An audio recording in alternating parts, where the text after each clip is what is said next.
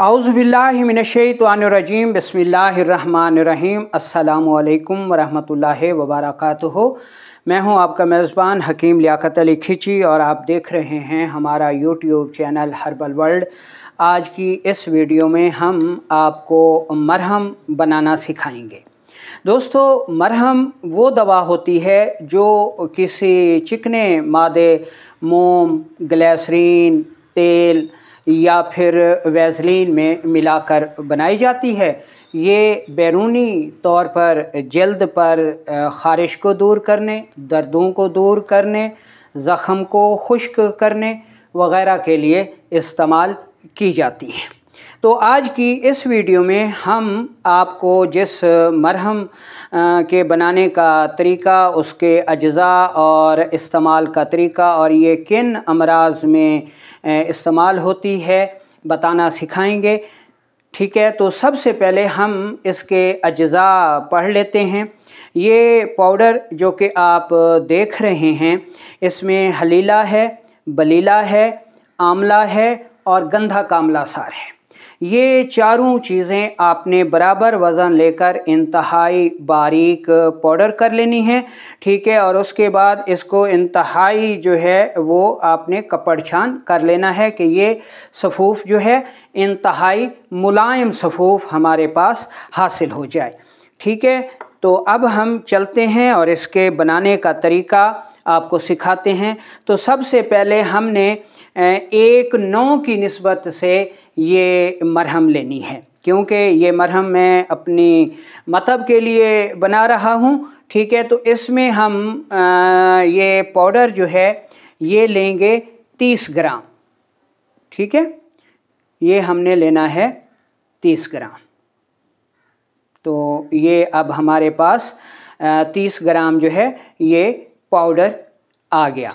ठीक है, क्योंकि हमने इसको 1:9 की निस्बत से जो है वो तैयार करना है।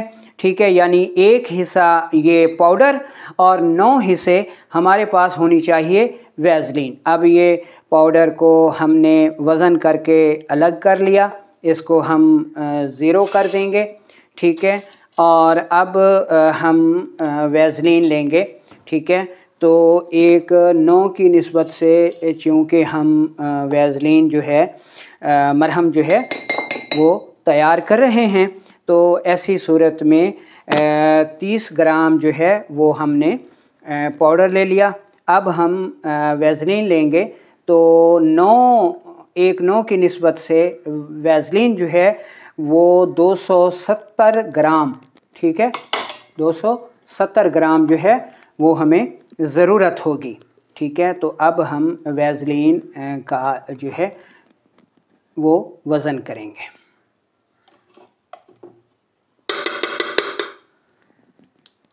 यानी 1 हिस्सा जो है वो हमने पाउडर लिया। ठीक है, और 9 हिस्सा अब हमें ज़रूरत होगी वैसलीन की। 1 हिस्सा जो पाउडर हमने लिया, ठीक है, तो वो था 30 ग्राम। ठीक है, 30 ग्राम की निस्बत से हमें वैसलीन जो चाहिए होगी वो चाहिए होगी 270 ग्राम। ठीक है, 270 ग्राम ये जनाब हमारे पास आ गई वैसलीन 270 ग्राम। तो अच्छा, अब हम इस मरहम की तैयारी का दूसरा मरहला शुरू कर रहे हैं। इसमें हमने इस वैसलीन को आग पे रखा और हम इसको पिघलाएंगे। जब ये पिघल जाएगी तो इसमें हम ये पाउडर जो हमने 30 ग्राम वज़न किया था, कपड़ छान पाउडर, ये इसमें मिला देंगे। ठीक है, और फिर इसको आग से उतार लेंगे तो हमारी ये मरहम तैयार है। इसका जो मिजाज होगा ये उज़लाती असाबी है और ये किन सूरतों में मुफीद होगी, तो ये बहने वाले जो ज़ख़म होते हैं, पीप वाले ज़ख़म होते हैं जिनमें पीप बहुत ज़्यादा बनती है, उनमें ये मरहम बेहद मुफीद साबित होती है और ज़ख़मों को बहुत जल्द मुंदमिल कर देती है। ताज़ा ज़ख़म या वो ज़ख़म जिनसे खून नहीं रुकता, ठीक है, उस सूरत में भी ये मरहम जो है बेहद मुफीद साबित होती है।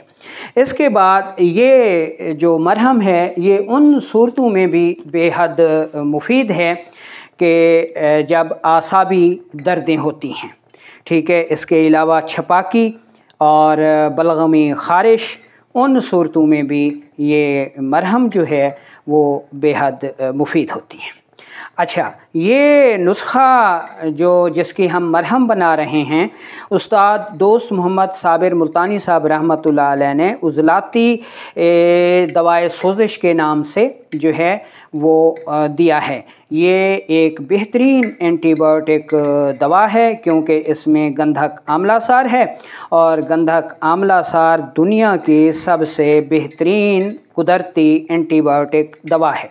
अंदरूनी तौर पर इसको खिलाया भी जाता है और फिर एक नौ की निस्बत से जो है इसकी मरहम भी बनाई जाती है और इसकी मरहम भी वही ख़वास रखती है एंटीबायोटिक वाले।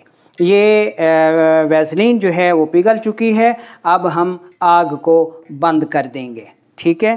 तो आग जो है वो बंद हो चुकी है और अब हम इसमें ये जो पाउडर है, ठीक है, ये हम इसमें डाल देंगे, ठीक है। डालने के बाद हम इसको अच्छी तरह मिक्स कर देंगे, हिलाएंगे ताकि ये पाउडर जो है वो इस पिघली हुई वैसलीन में अच्छी तरह हल हो जाए, ठीक है। तो ये जनाब हमारी मरहम जो है वो तैयार हो गई, जिसका मिजाज हमने कहा कि उज़लाती असाबी है और ये बहने वाले ज़ख्मों, पीपदार ज़ख्मों और बलगमी खलते बलगम के ताफुन से पैदा होने वाली एलर्जी, छपाकी, ख़ारिश, ठीक है, उनके लिए मुफीद है। अच्छा, एक बात आपको बताते चलें कि जो मरहम होती हैं ये बैरूनी इस्तेमाल के लिए होती हैं, इनको अंदरूनी तौर पर इस्तेमाल नहीं किया जाता। तो आपने भी ऐसा ही करना है कि इसको बैरूनी तौर पर ही इस्तेमाल करना है। बनाएं, इस्तेमाल करें और दुआओं में याद रखें।